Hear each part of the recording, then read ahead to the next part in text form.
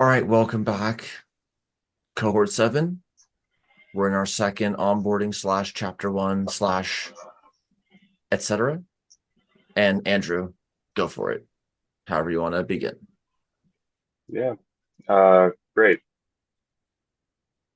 So I know that today we're covering not just chapter one, but just a more general introduction to the group and active inference sort of meeting. I will kind of quickly give a rundown of this first chapter. It's not very long. There's not too much to say, but Um, that said, I thought it'd be useful just to kind of wrangle together all these different themes here that we're going to be seeing in chapter one, but also going forward for the rest of the textbook. So in chapter one, we're very quickly introduced to this general idea that we have agents, which could be seen as living biological organisms or other kinds of self-organizing systems. But they're conceptualized as agents. And so agents take in sensory observations and elicit actions to either realize their desired outcomes or goals and or to make sense of their world by gaining information about it. This leads to the development of adaptive behaviors or strategies that agents use for navigating their environment. This process plays out in a recursive action perception cycle where observations inform agents' decision making regarding the next action they should take. We also learn that this whole process occurs at various levels of complexity and differing timescales, ranging from the simple and rigid moment by moment strategies of nutrient seeking bacteria up to the more complex and flexible strategies of humans engaging in planning to realize their goals in the future. Active inference occurs at different physical scales as well, from microbiology to broad cultural and developmental learning in collectives or human societies.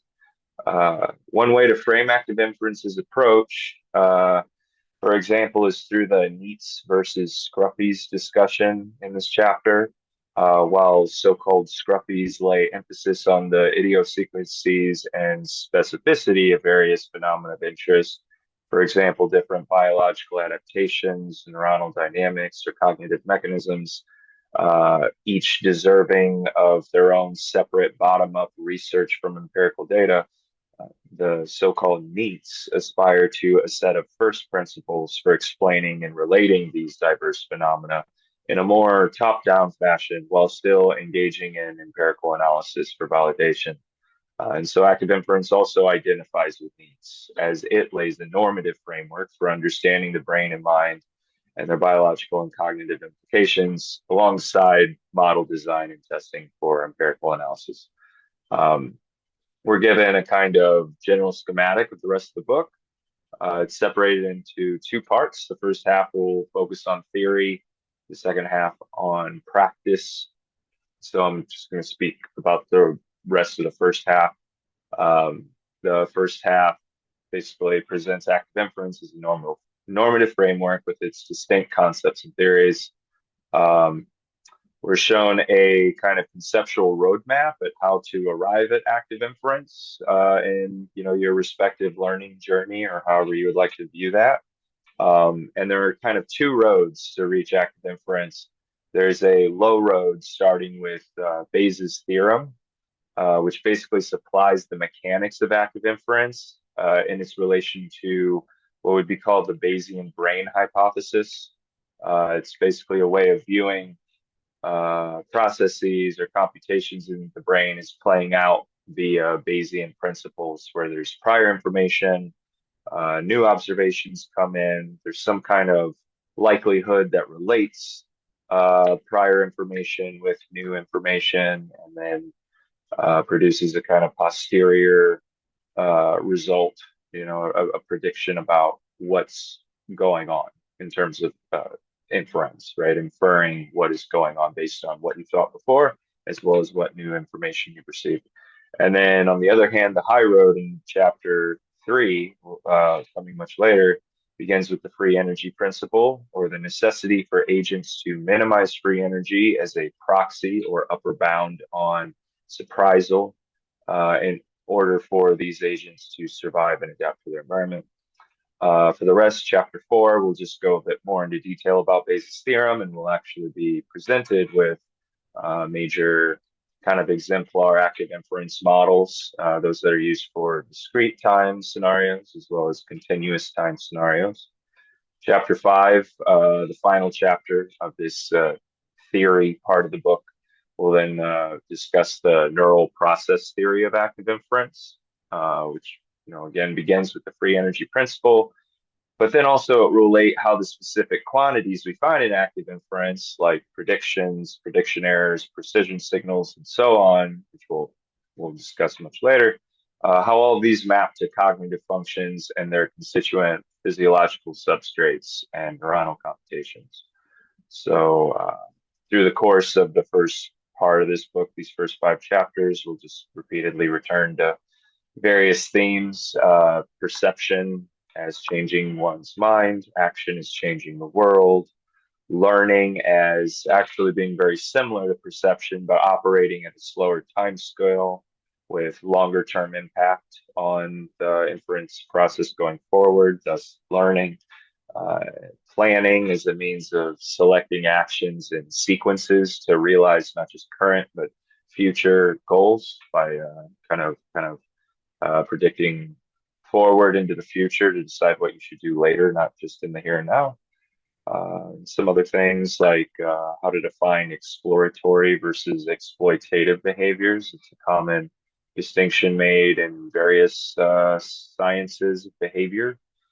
And I especially wanted to note those because an active inference claims to kind of include both kinds of behavior within the same optimization function for energy minimization, as opposed to treating them as separate and needing to be manually defined, as we'll find in many other kind of computational approaches, like in reinforcement learning agents, for example.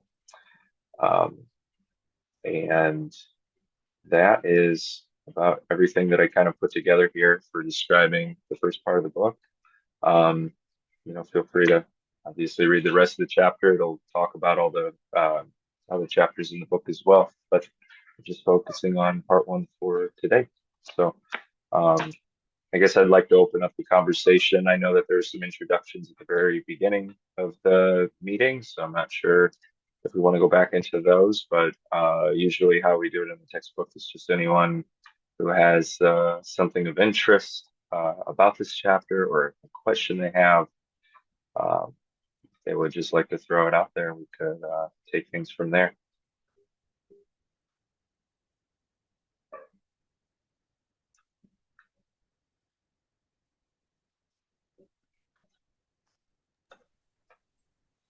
There's things that I have to say, but I want to look in my note. I make notes on my Trello board, so if anybody else has anything to say before I get to the notes I've taken on this chat on I guess Cool. they could feel free. I'm just looking for my notes. Sure. Jorge, you have something? Yes, basic question. What is free energy itself? Like not the principle, but free energy itself. Yeah. So it's for better or worse, a somewhat complex concept, but it's basically you can relate it to information theory. It's kind of like Okay. an information theoretic quantity, if that makes any Yes, kind of that sense. makes Yeah. sense. Yeah. So it could be measured in gnats, for example.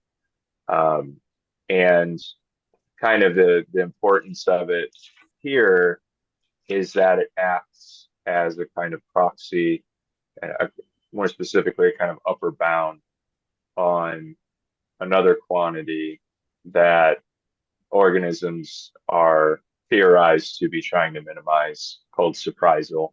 And the reason why we're not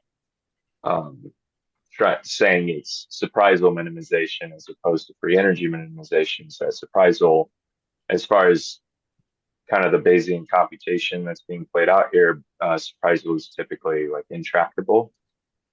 It's just a lot of kind of factors that need to be marginalized along the way when computing surprisal. There can be kind of this issue with integrals and so on.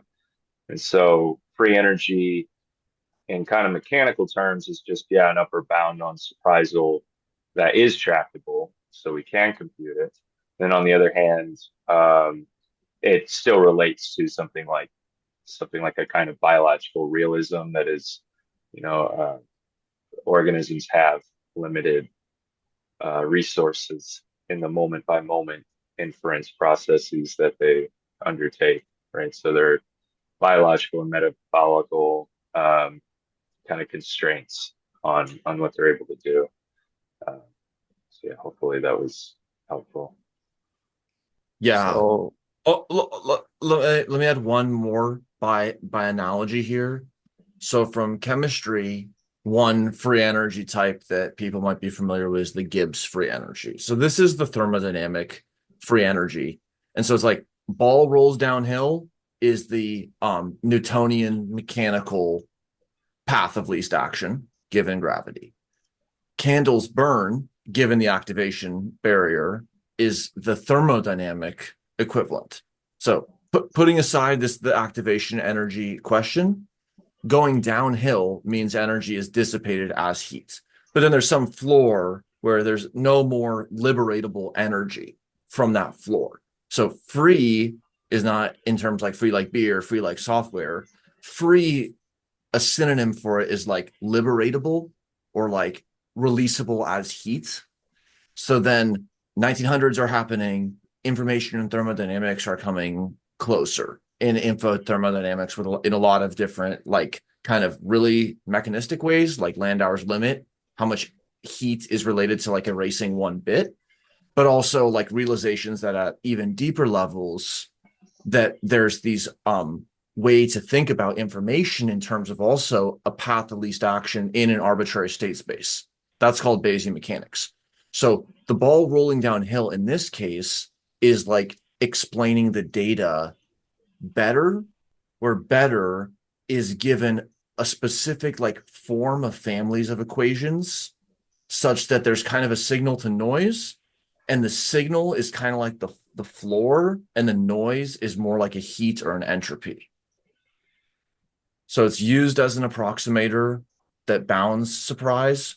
Minimizing surprise is maximizing model evidence. However, maximizing evidence, you don't know how high that mountain is going to go, but minimizing surprise is often more tractable. But then it itself is intractable for another reason, which necessitates in the approximate Bayesian setting the usage of variational methods, because that gives an analytical approach that's optimizable incrementally, whereas an alternative approach to variational approximation is Monte Carlo or sampling-based methods.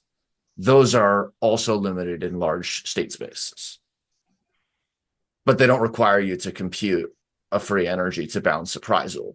You just sample from a distribution and then use that as your kind of empirical data. David? Yeah, I was wondering if we could correlate it to free energy in terms of trade-off. So like how much weight is assigned to, the predictive nature of trade-off itself, and how much will you gain or lose by being right or wrong, depending on the data itself and how it's fit.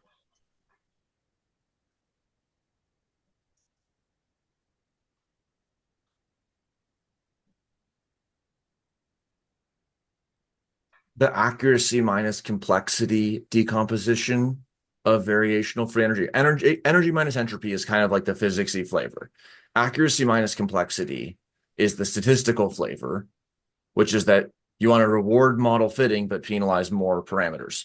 So now your risk tolerance, like whether you have a preference for smaller and you're willing to like your point of diminishing returns is a smaller model, or whether your point of diminishing returns is a larger model, there's like this Pareto optimality manifold, where if you're off this manifold, you just could simply be doing better.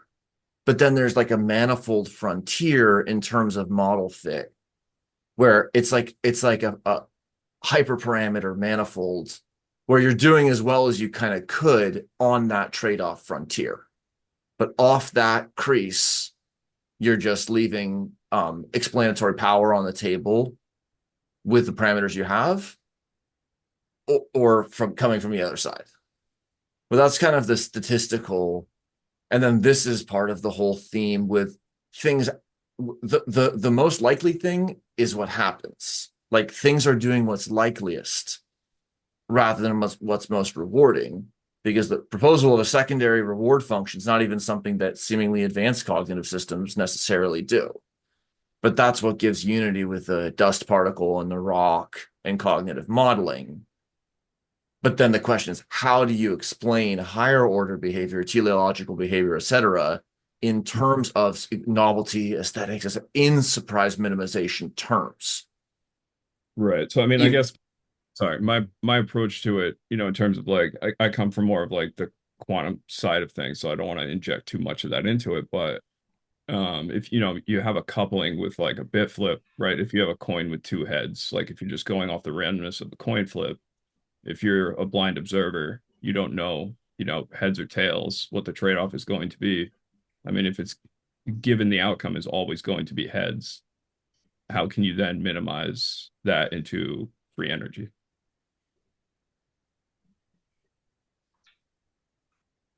Well, if you're never getting an observation, then you're never able to calculate a free energy, because the free energy is equation 2.5 for variational free energy. It's your beliefs and an incoming data point. So if you don't have a data point, you could do descriptive statistics on belief, but you wouldn't calculate a free energy quantity. Right. So I guess the primary question there is, if a system is determining how you're going to answer something because of, a learned in behavior due to an assumptive prerequisite, doesn't that kind of end up being deterministic and becoming a trade-off in the long run?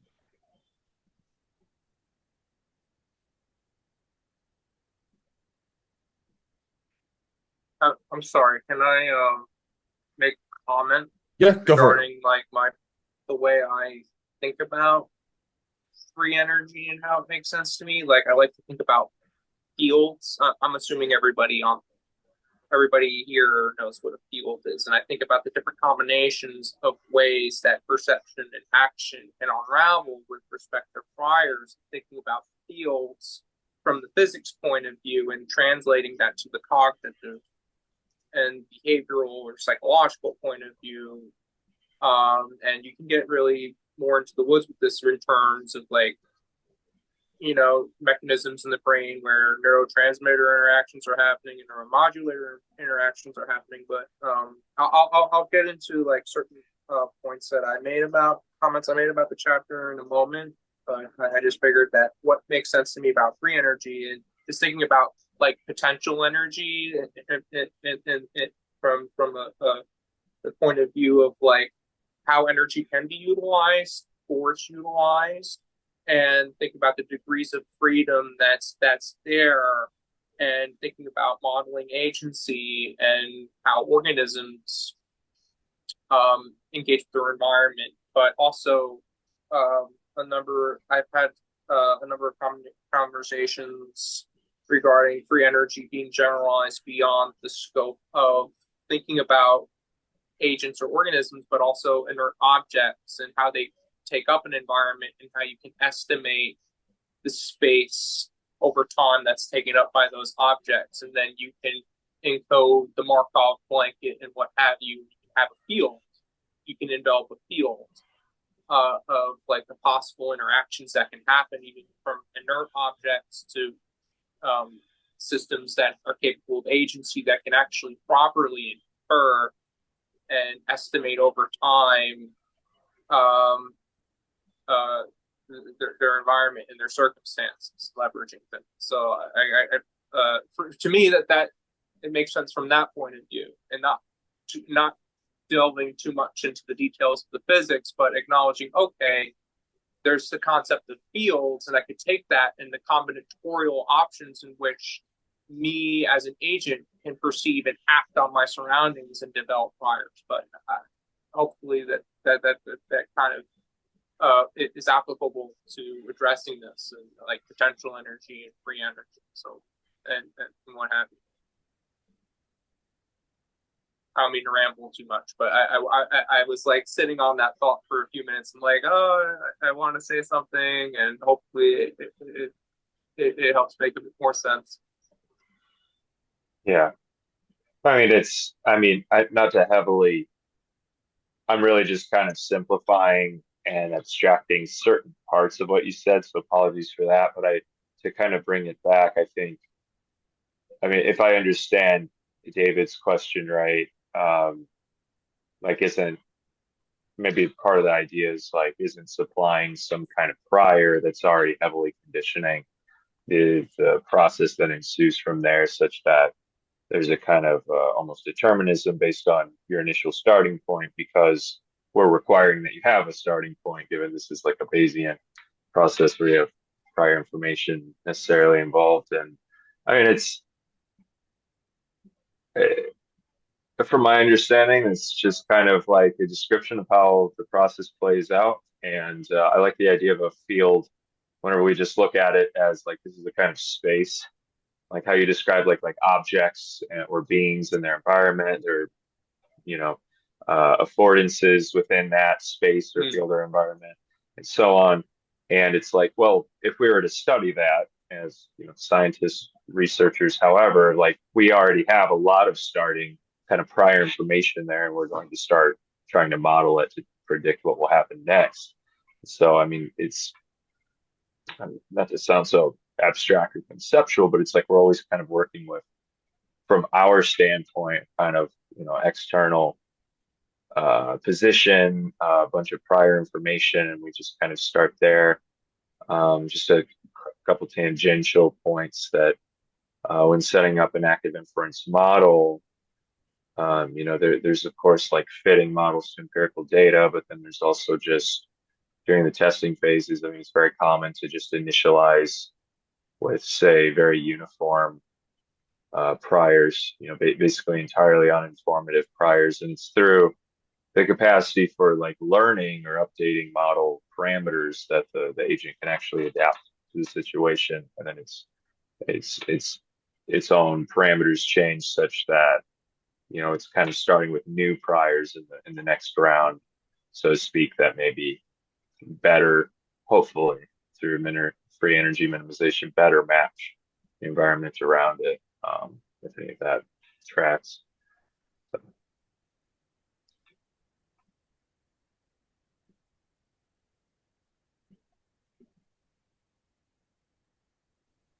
Yes. And just like dynamical systems or linear regression, you can pull back to like univariate linear regression or single sinusoidal oscillator dynamical system. Those are kind of like the doorway example. But then you might run a statistical script and it does a linear regression on thousands of data points, or it has more dimensions than a single dimensional form. So in the textbook, much as it is for again the kinds of topics that are addressed in the appendices, linear algebra, dynamical systems, probability, information theory, those are also like their principles are shown in the textbook. But then when it really comes down to anything like a system of interest, it's the shape and the specific variables you use. So these are like some of the moves and some of the generic cues. And then like it's all about making that jump or path from, okay, listening to music in chapter 7 to here's this music data I have.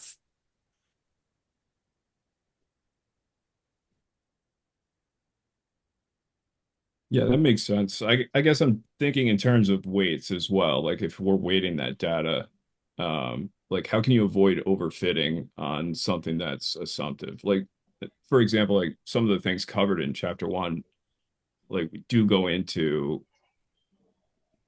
I guess some of the things I see as like in terms of like not just trade-offs, but in terms of how we approach, as you were saying, like just with sensory response, right? Like our priors are also based on our limitations in terms of how we can measure, how we can even understand to measure, where, there might be extrasensory kind of abilities that we have from a cognitive standpoint that we're not aware of in terms of even just in the way our brain interacts with itself with neuron interaction, right? So um, I guess it goes back kind of to the pheromone response as an example of something that we can't detect, but should be able to be weighted in the data. Mhm.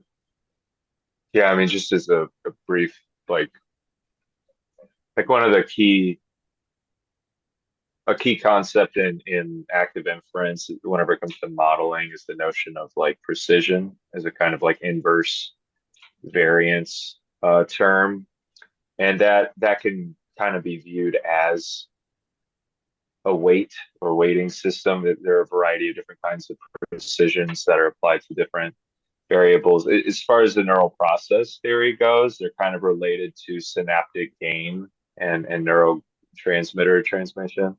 Um, but yeah, the general sense is that there's a kind of weighting process going on.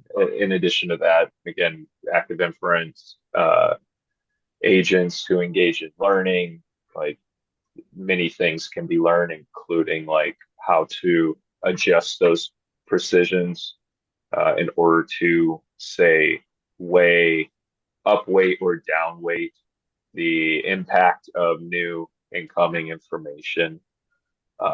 There might be an agent who has a likelihood model that maps observations to its own beliefs about what's going on, is like hidden states, and so it might have a lot of really imprecise mappings, like relations, such that even though it receives a new observation, it kind of downweights the impact of that new observation because it can't find a good way of mapping it to a belief state such that it can confidently update that belief state given an observation. So there are Yeah, these kind of mechanics. Yeah. great point with gain. That can be thought of like people with audio editing experience probably have a very embodied sense of this, but there's a way to tune the precision such that even a variable signal gets collapsed to basically the extreme case is the Dirac delta function, which is just like a line. It's a special distribution that is zero everywhere and then it's infinite in one spot. So there's a precision setting that'll take a range of values of thermometer readings, the height of the children in the classroom, and do something like collapse it down to its central tendency. And then also there's gain settings that can take even closely related data points and flatten the distribution. So Yeah, those that's are the hyper priors and some of the parameters that come into play in empirical Bayesian analysis. And then like unless otherwise specified, it's like the temperature's 1. But then sometimes you do write it out more fully and then learn or manipulate the hyperparameter related to the temperature. And then yeah, like that's about action, that's the shaky hands. So it's kind of depending on where it is, but that does basically like sharpens or blurs.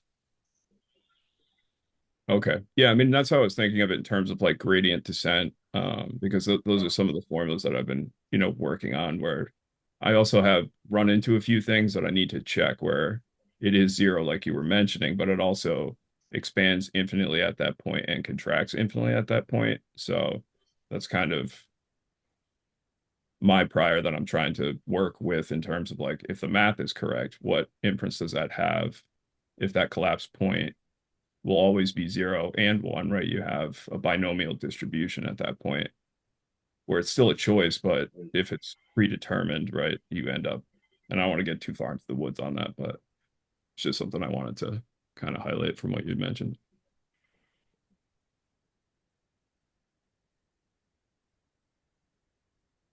want to bring up so there is one statement on page 10 that I think I have some confidence that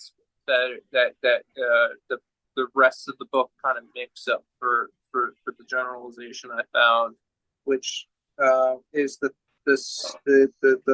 bullet. I think it's it's the last bullet on page 10, and it's the bullet that says under active inference both perception and learning are active processes, and I quoted the part, the brain is essentially a predictive machine which constantly predicts incoming stimuli rather than passively waiting for them. And the comment I made about this was that I thought it was a kind of a naive assumption to assume that there's never a situation that the brain is passively engaging with certain stimuli instead of constantly predicting.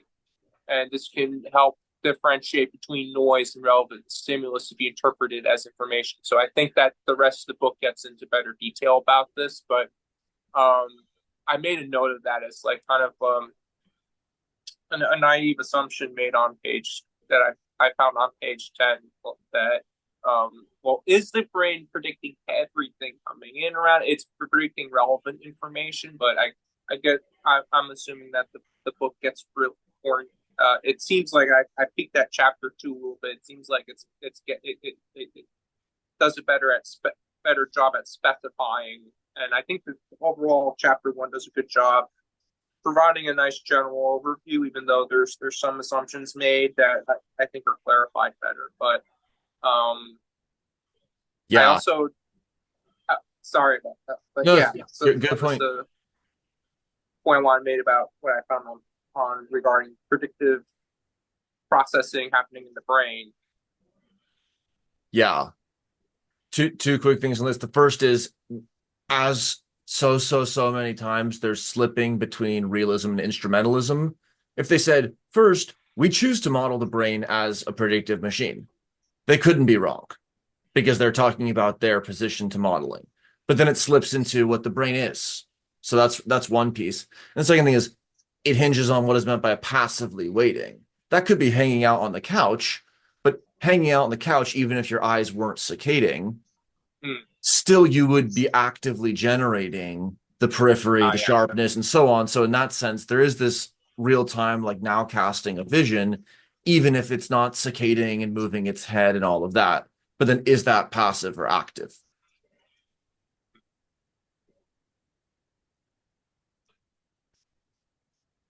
Yeah, I mean, how does that speak to a dream state as well? Where if you have a hyperreal dream state, where you can affect your surroundings in the dream state, not realizing you're in the dream state versus a waking state in the same kind of notion of sensory. Yeah, well, that's an interesting question. The way I would take them is that it'd still be similar to a waking state, and that you're still a bunch of sensory information is still kind of being delivered to you. Presumably, there's something going on that is kind of actively leading you to make the decisions or inferences that you're making during the dream. But I've never really followed that full thought through on thinking about how this works in a dreaming state. But that's just my initial guess at an answer to that question. I think for this particular quote, yeah, same point that Daniel made earlier, the flipping back and forth using instrumentalist language, sometimes other kinds of language, other times. But I just wanted to say, I think it still relates back to kind of that you always have priors, right? There's that kind of like you have priors there, and then there's computation going on. If you didn't have priors, then maybe it'd be easier to say like you could passively take something in, but the idea is that you're coming to a situation figuratively with information that's going to get computed. So it's like you're involved in the process, as it were. And to make this like really clear and be clear about what the alternative hypothesis to a Bayesian approach would be. Frequentism would say, okay, we're getting this wave of photons hitting our retina, and we're going to do the maximum likelihood reconstruction. So then we'll use interpolation, Gaussian blur, convolutional neural net, et cetera, et cetera, et cetera. All these techniques that are these inbound processing techniques to reconstruct, get a snapshot of the maximum likelihood image. So that is implicitly saying all pixels have a uniform prior. Like, I don't know anything, and I'm just going to take one snapshot of pixels and then reconstruct the ML, the outcome. But as soon as you start to leverage, oh, well, but I think it should be like the prior one, prior frame. That's literally Bayesian analysis. Then that's the Kalman filter, where on one extreme, it is the special case where you're frame by frame doing a total re-estimation. The other extreme case is you're just making a long-term running average, blurring over all the times. So then you have this Bayesian hyperparameter search question. How responsive should my Kalman filter be? And then you have another model in this portfolio. You know, how fast should I be learning how fast to change that? All of those Bayesian models can be evaluated with Bayesian model selection using accuracy minus complexity Bayesian information criterion. So it's like, oh, okay, well, I'm still getting bang for the buck to 3, but 4, always you'll fit better and better. But then you're past the point of diminishing returns. So that's like kind of the meta with Bayesian, which comes back in chapter 9 as well, is selecting amongst Bayesian models, even with totally disparate architectures, is a Bayesian model selection question. Whereas in frequentist parametric statistical methods, you can really only compare model likelihoods using strictly nested, the hierarchical likelihood ratio test, like ANOVA. But you can't test non-strictly nested models. So for all the limitations and peculiarities of Bayesian analysis, it's super useful to compare it to frequentist and to non-parametric statistical approaches like bootstrap, jackknife, resampling. But those are 3 of the major lineages in statistics overall. And those are some of the major toolkit areas as well. And the SPM textbook, earlier work by Friston, goes into this and kind of compares the methods a lot. So is the stacking kind of like a logarithmic in a sense, or is there any point where it becomes exponential and then just falls back through the stack to the base? What stack? Well, so you were saying like if you're using Bayesian to calculate Bayesian, right? So you're kind of using an exponential formula in a way, right? But it must be within a certain range. So once you hit a maximum, does it reduce back into the root? You know, it's still Bayesian inference, like you were saying, right? As a floor function.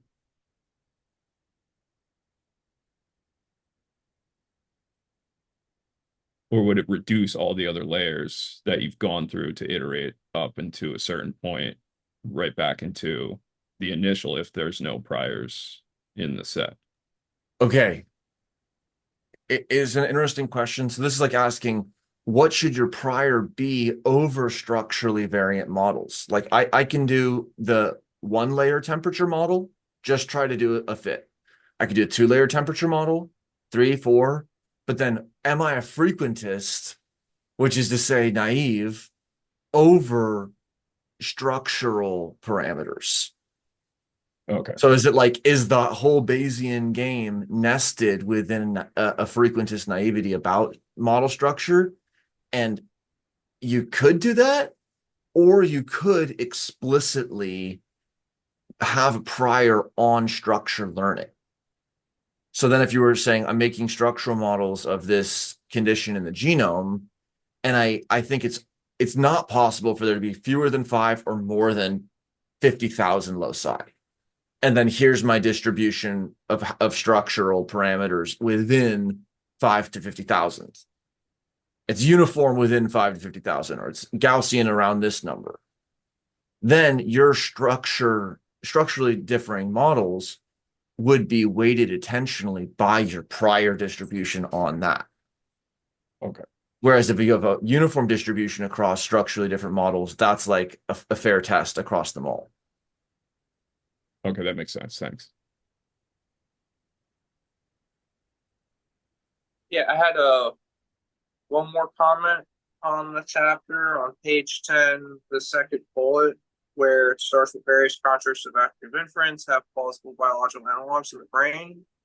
It makes the claim that precision of policies corresponds to dopaminergic activity. So I think, again, that's a pretty big assumption. And there's a lot going on with the regulation of neurotransmitters and other main neuromodulators like norepinephrine and serotonin. So the regulation of arousal in the brain and the moments of coupling between serotonin and dopamine for different reward and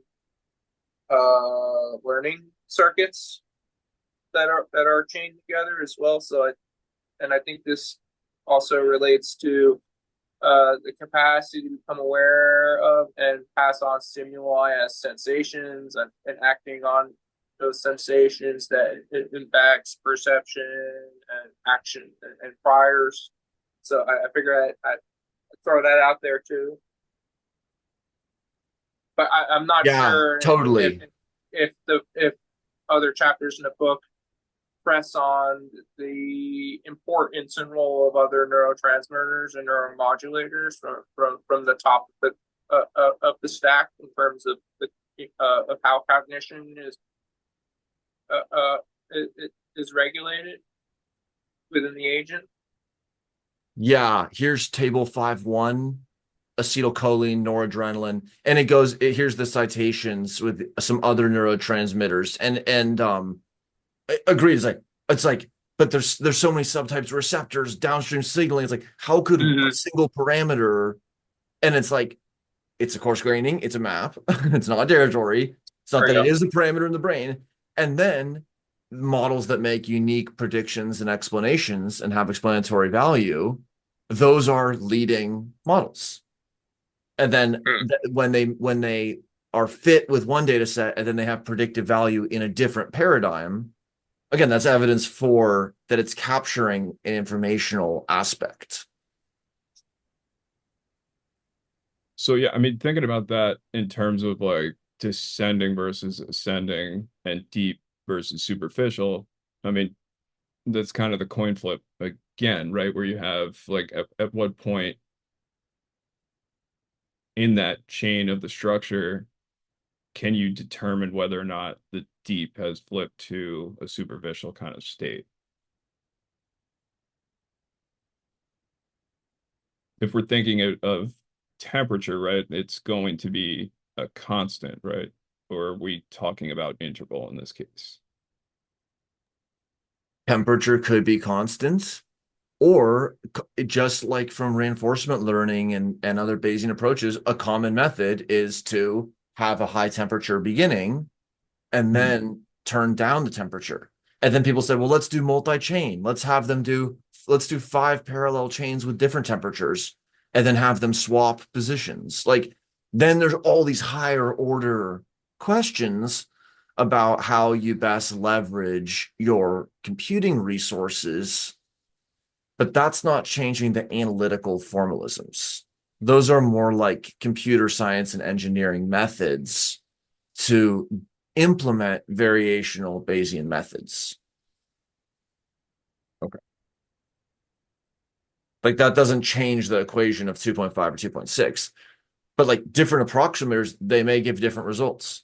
But it's like, that's like, how many layers back do you pull back in your investigation? Right.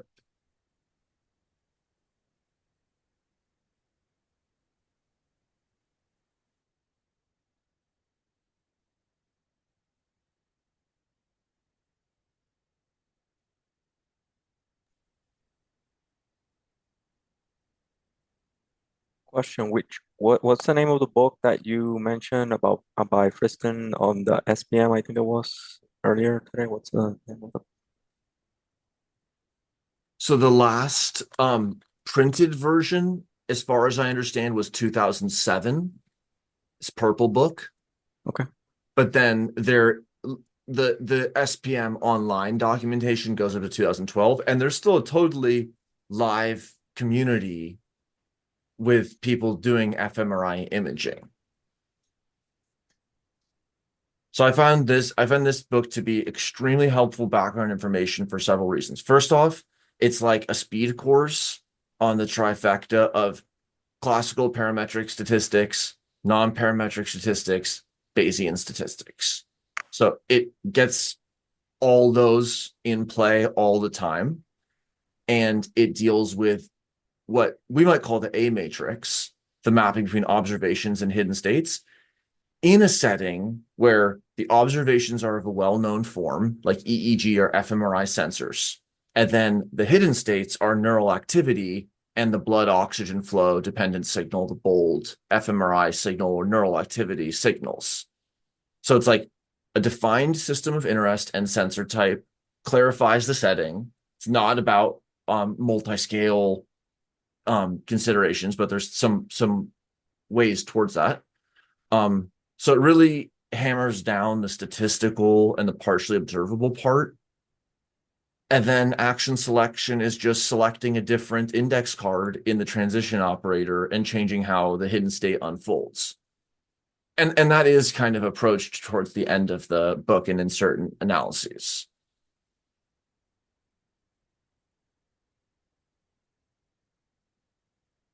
And it highlights the empirical basis.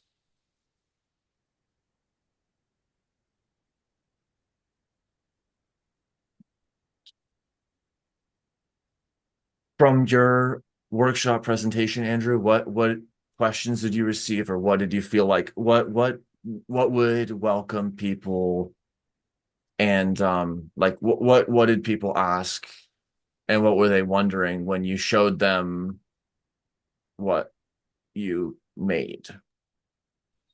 Yeah, sure. Yeah, it's so again, the conference was it was like the big like international like computational social science conference, and so many people there like familiar with machine learning and empirical data and so on, maybe not know so much kind of like say foundations of concepts in physics, information theory and so on, not in a way that they firmly needed.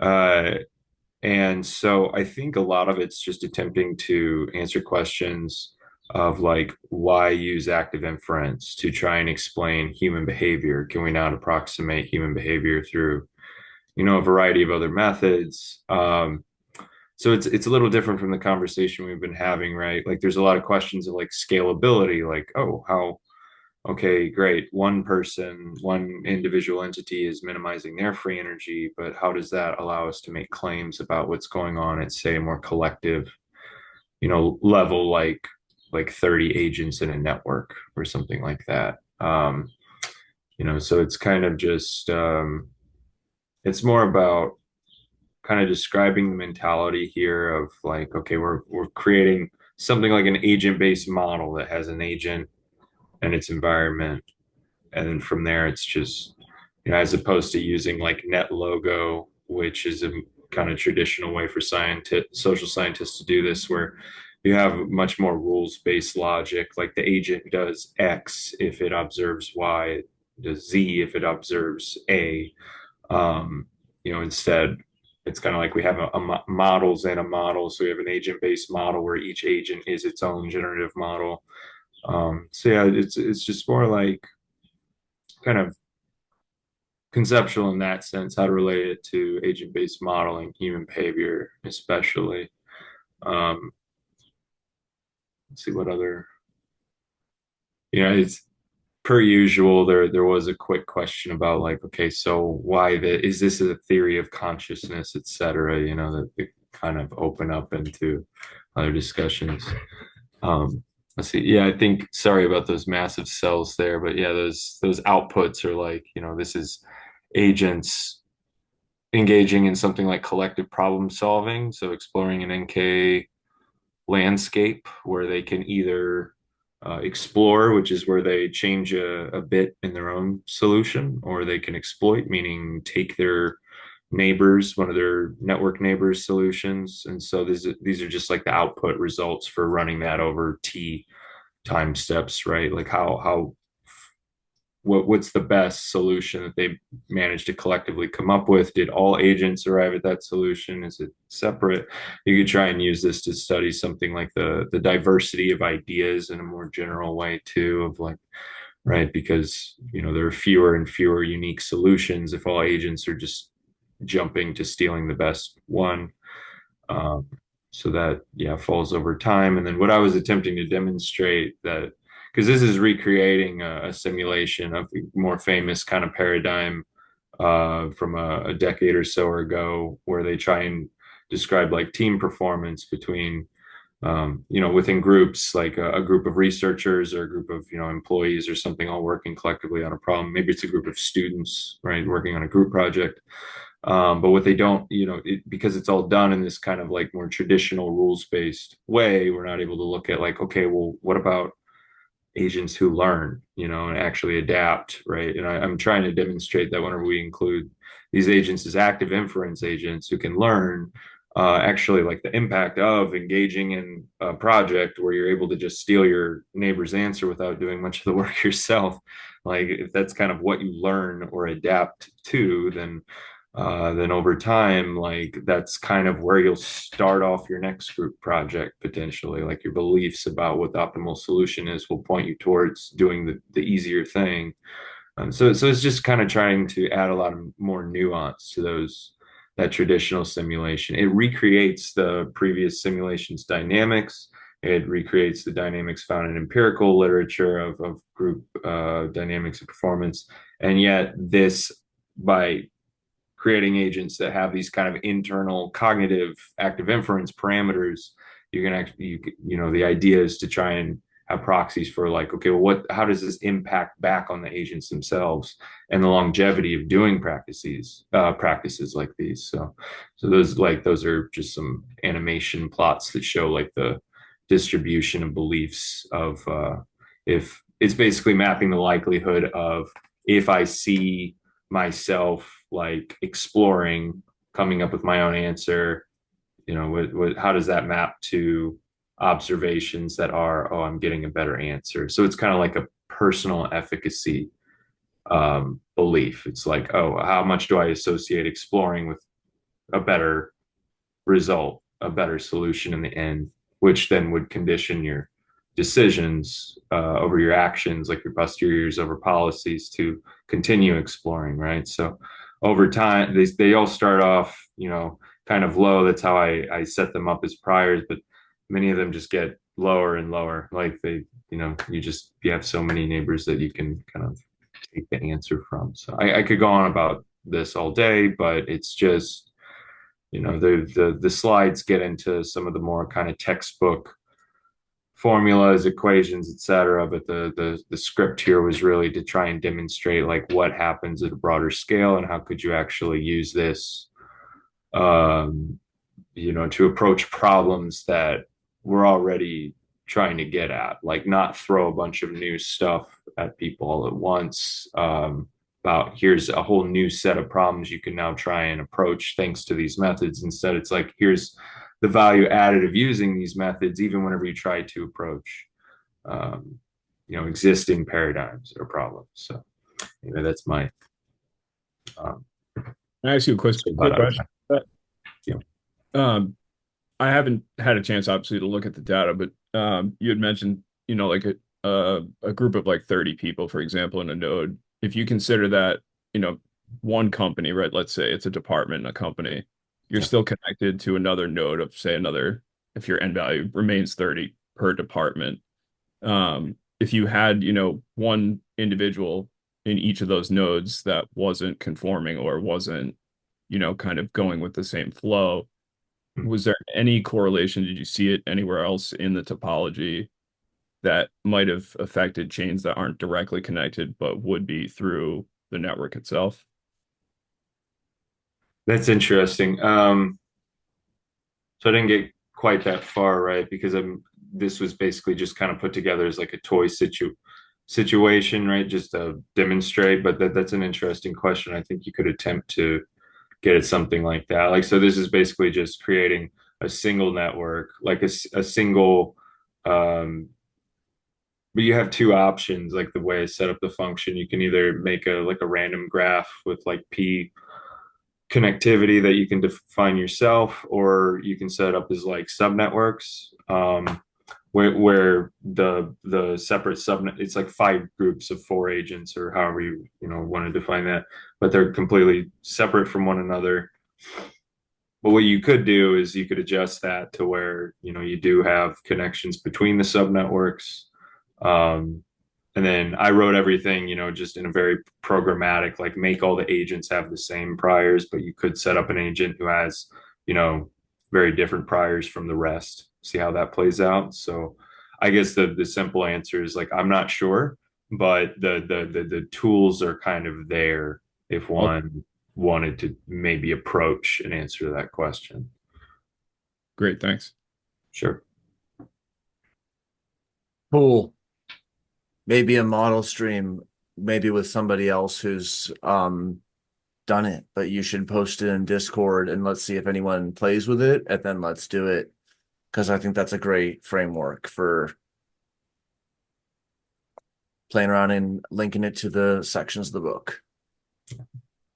Sounds good. Yeah, I'm someone who comes from a social science background, so it's kind of like, for me, it was just kind of this plunge into talking about like statistical physics and so on, that it's like it's super interesting once it starts to catch on, but until that point, I'm just like thinking like, how do I use this, right? So that's exactly what I'm trying to get at. But yeah, no, stream sounds really awesome, so I'd be happy to do that.